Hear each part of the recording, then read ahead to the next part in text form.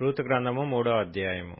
ఆమె అత్తయైన నయోమి, నా కుమారి, నీకు మేలు కలుగునట్లు నేను నీ కొరకు విశ్రాంతి విచారింపవలసిన దానను గదా. ఎవని పనికత్తెల యొద్ద నీవు ఉంటివో ఆ బోయజు మనకు బంధువుడు. ఇదిగో ఈ రాత్రి అతడు కళ్లమున ఎవలు తూర్పార బట్టింపబోవుచున్నాడు.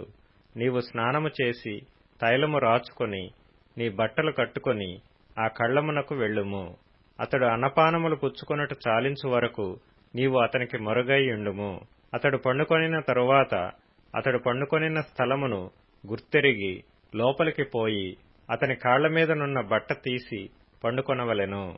నీవు చేయవలసిన దానిని అతడు నీకు తెలియజేయునని ఆమెతో అనగా, ఆమె నీవు సెలవిచ్చినదంతయు చేసెదనని చెప్పి ఆ కళ్లమునొద్దకు పోయి తన అత్త ఆజ్ఞాపించినదంతయు చేసెను.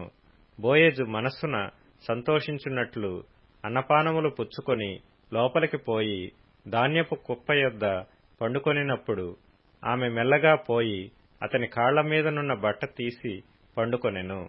మధ్యరాత్రి యందు అతడు ఉలికిపడి తిరిగి చూచినప్పుడు ఒక స్త్రీ అతని కాళ్ల యొద్ద పండుకొని ఉండెను.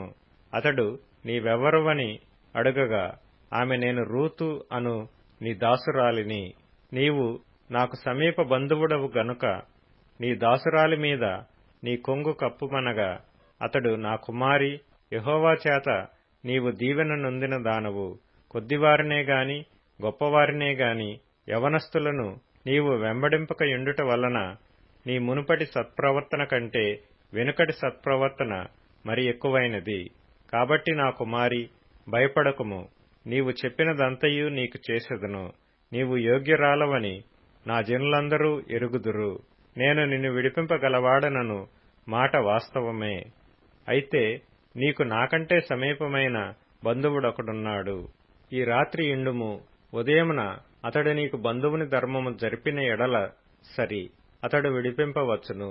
నీకు బంధువుని ధర్మము జరుపుటకు అతనికి ఇష్టము లేకపోయిన ఎడల యెహోవా జీవము తోడు నేనే నీకు బంధువుని ధర్మము జరిపెదను.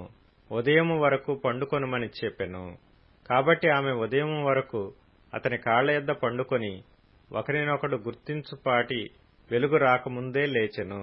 అప్పుడు అతడు ఆ స్త్రీ కళ్ళెమునకు వచ్చిన సంగతి తెలియజేయకుడని చెప్పెను.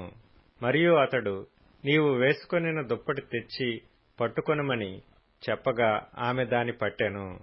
అతడు 6 కొలల యవ్వలను కొలిచి ఆమె భుజం మీద నుంచగా ఆమె పురములోనికి వెళ్ళెను.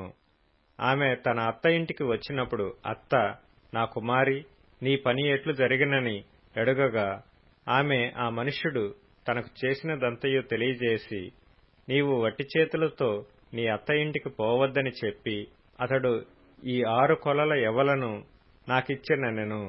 అప్పుడు ఆమె, నా కుమారి, ఈ సంగతి నేటి దినమున నెరవేర్చితేనే గాని ఆ మనుష్యుడు ఊరకుండడు గనుక ఇది ఏలాగు జరుగునో నీకు తెలియ వరకు ఊరకుండుమనెను.